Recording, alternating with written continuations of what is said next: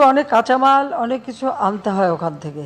আর কিছু কিছু যে ওষুধ আছে যেটা আমরা এখনও উৎপাদন করি না, কিন্তু করতে পারছি না। যদিও আমাদের ফার্মাসিউটিক্যাল বা আমাদের ওষুধ শিল্প অনেক উন্নত এবং আমরা পৃথিবীর বিভিন্ন দেশে সেটা রপ্তানিও করি, প্রায় 100-150 দেশে আমরা রপ্তানি করি। এরপরে কিছু কিছু বিশেষ ওষুধ থাকে যেটা হয়তো আমাদের দেশে এখন সেভাবে হয়, মানে ইন্ডাস্ট্রি গড়ে ওঠেনি। তো সেই ক্ষেত্রে আমার দেশের মানুষ লাভবান হবে। আর আমাদের তো অনেকেই চিকিৎসা নিতে চলে যান, বা ভারতে অনেকেই চিকিৎসা নিতে যান, সেজন্য ভিসা সহজ করা সেটাও আমরা করে দিয়েছি। কাজে এদিক থেকে আমাদের সবথেকে বড় কথা যে আমরা তো এখন কেবল উন্নতির পথে এগিয়ে যাচ্ছি। তা আমরা যত বেশি বন্ধুত্বপূর্ণ সম্পর্ক রাখতে পারবো আর যত বেশি আমাদের ব্যবসা বাণিজ্য আদান প্রদান হবে, তত বাংলাদেশি লাভবান হবে। ঢাকা পোস্টের সৌজন্যে আপনারা দেখলেন। তো এখন আমার প্রশ্ন এই কাঁঠাল রানীর কাছে, আপনি একবার বলেন উন্নত করে ফেলেছেন, আরেকবার বলেন উন্নতির পথে। ভাই একটা জায়গায় আসেন, কি বাংলাদেশকে কি উন্নত করে ফেলেছেন নাকি উন্নতির পথে? কোন জায়গায় আছি আমরা, এটা একটু নির্ধারণ করেন। প্রশ্নটা হচ্ছে, আমি একটা ছোট্ট উদাহরণ দিই দর্শক, আপনারা নিশ্চয়ই আমার উদাহরণ আপনারা আপনারা আমার চেয়ে ভালো জানেন। অরবিন্দ কেজরিওয়াল সম্পর্কে আপনারা জানেন, যিনি দিল্লিতে মুখ্যমন্ত্রী। উনি হাসপাতালগুলোকে আধুনিক করেছেন এবং দিল্লির মানুষের জন্য ফ্রি করে দিয়েছেন।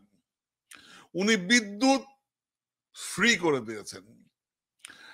আমার প্রশ্ন হচ্ছে, আপনারা এত কিছু করলেন, আপনারা বাংলাদেশ ভারত থেকে বিদ্যুৎ আনলেন, আপনারা ঘোষণা করলেন গত বছরে 2 বছর আগে শীতে নেপালে বিদ্যুৎ রপ্তানি করতে চায় সরকার। প্রথম আলোতে হেডিং, আমি আপনারা স্ক্রিনে দেখতে পাচ্ছেন দর্শক। 2 বছর আগে আপনারা ঘোষণা করলেন শীতে নেপালে বিদ্যুৎ রপ্তানি করতে চায় সরকার। ঠিক 2 বছর পরে আপনারা বললেন এই কিছুদিন আগে নেপাল থেকে আসবে জলবিদ্যুৎ প্রতি ইউনিট দাম 8 টাকা 17 পয়সা। নেপাল বিক্রির সক্ষমতা নেই, বিদ্যুৎ কিনতে তাই নেপালের কাছেই হাত পাতল বাংলাদেশ। এই হচ্ছে আপনার ভণ্ডামি, এই হচ্ছে আপনার তথাকথিত উন্নয়ন। এটাকে বলে উন্নয়নের ফানুস। উন্নয়নের কিছু মানে কি বলবো এটাকে, ইন্ডিকেটর আছে। এই গোপালী প্রধানমন্ত্রী কি ইন্ডিকেটর সম্পর্কে কিছু জানেন? আমি চ্যালেঞ্জ করে বলছি উনি ইন্ডিকেটর সম্পর্কে কিছুই জানে না, কোনো জ্ঞান উনি রাখেন না।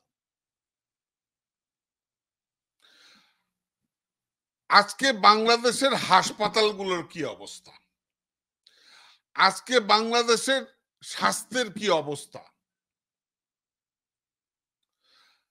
একটা হাসপাতালে ভালো চিকিৎসা কেউ নিতে পারে না। মানে কি, একটা দেশের প্রধানমন্ত্রী প্রমোট করছে সে দেশের মানুষকে পাশের দেশে যায় চিকিৎসা নেওয়ার জন্য। এটা কি সম্ভব? How it is possible? কি করে সম্ভব হয়? কিভাবে আপনারা এই কথাগুলো শুনছেন, কিভাবে এগুলো মানছেন? আমার মাথায় আসে না, আমার বুঝে আসে না।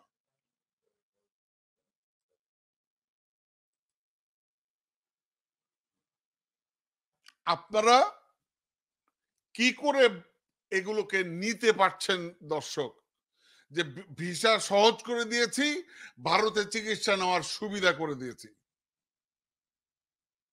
আর ওখানে সংবাদ সম্মেলনে এই সাংবাদিকরা এই কুকুর ছানা বজ্জাতরা, দুষ্টরা, দালাল, ভণ্ড, পাঁচটা কুকুর, এরা কি করছে?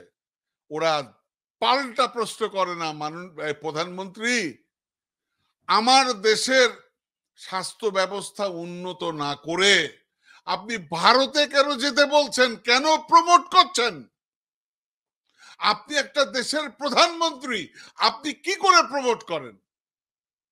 আমি আপনাকে চ্যালেঞ্জ দিচ্ছি দর্শক, ভারতের প্রধানমন্ত্রীর কথা বাদ দেন, ভারতের কোন মুখ্যমন্ত্রী কিংবা কোন পার্টি মন্ত্রীও যদি এই কথা বলে, 24 ঘন্টার মধ্যে তাকে পদত্যাগ করতে বাধ্য করবে ভারতের জনগণ। আপনাকে গ্যারান্টি দিচ্ছি, গ্যারান্টি।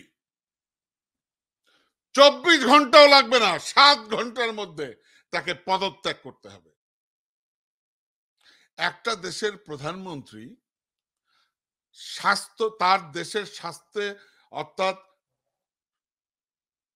হেলথ ডেভেলপমেন্টের কথা না বলে সে বলছে আমি ভিসা সহজ করে দিয়েছি, আপনারা যারা অনেকেই যায় সে দেশে চিকিৎসার জন্য, আপনারাও যেতে পারবেন। মানে কি, ভারতের এই যে হেলথ ট্যুরিজম, এই হেলথ ট্যুরিজমের উনি হচ্ছেন প্রমোটার। কি করে সম্ভব? আপনারা একটা উদাহরণ দেন আমাকে, অনলি ওয়ান এক্সাম্পল। কোন দেশের প্রধানমন্ত্রী এভাবে বলতে পারে, বলেছে, যদি আমাকে প্রমাণ দেন, আমি আপনাদেরকে প্রতিজ্ঞা করছি আমার মুখ আমি আর কোনোদিন আপনাদের সামনে দেখাবো না।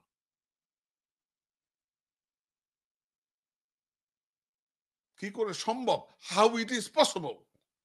একটা দেশের প্রধানমন্ত্রী পার্শ্ববর্তী একটি দেশের হেলথ ট্যুরিজম প্রমোট করছে।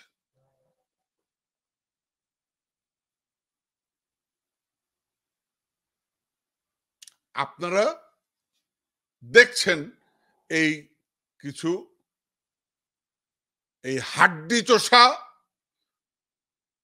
মেরুদণ্ডহীন সাংবাদিক সামনে বসে আছে, হাততালি দিচ্ছে। এরা সাংবাদিক, এরা সাংবাদিক বলে, এরা বলে নাকি সাংবাদিক, সাংবাদিক নামের কলঙ্ক।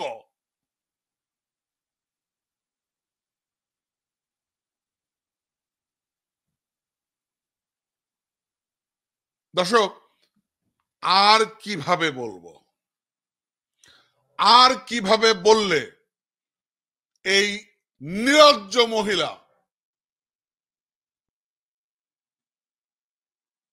তার লজ্জা হবে, আমাকে একটু বলুন। দর্শক,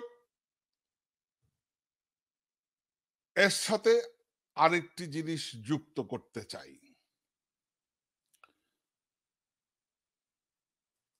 যে তাহলে কি উনি আবার বলবেন যে বাংলাদেশে যারা পড়াশোনা করছো, তোমরা যদি মনে করো যে এখানে পড়তে অসুবিধা হচ্ছে, ভারতে যেয়ে পড়াশোনা করো। তোমরা যারা এখানে ব্যবসা করতে অসুবিধা হচ্ছে, ভারতে যেয়ে ব্যবসা করো। মানে কি? মানে হচ্ছে, এখন আপনারা বলেন, তারপরও কি প্রশ্ন করবেন এই বাংলাদেশের আতেল বাঙ্গু কাঙ্গু এরা কি? এরা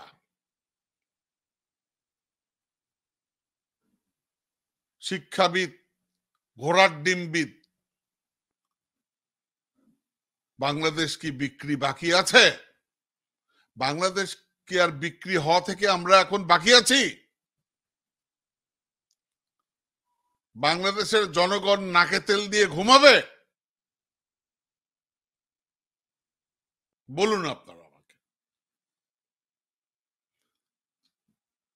কি আপনারা দেখছেন, আপনারা জানেন যে এই এই এই দামি প্রধানমন্ত্রী বলেছে যে ভারতকে যা দিয়েছি সারা জীবন মনে থাকবে। এটা গত ইলেকশনের আগে বলেছে। এবং আমি আপনাকে এর আগে যেটি বলেছি, নিশ্চয়তা দিচ্ছি, উনি ক্ষমতায় থাকার জন্য দেশকে অলরেডি বিক্রি করে দিয়েছে।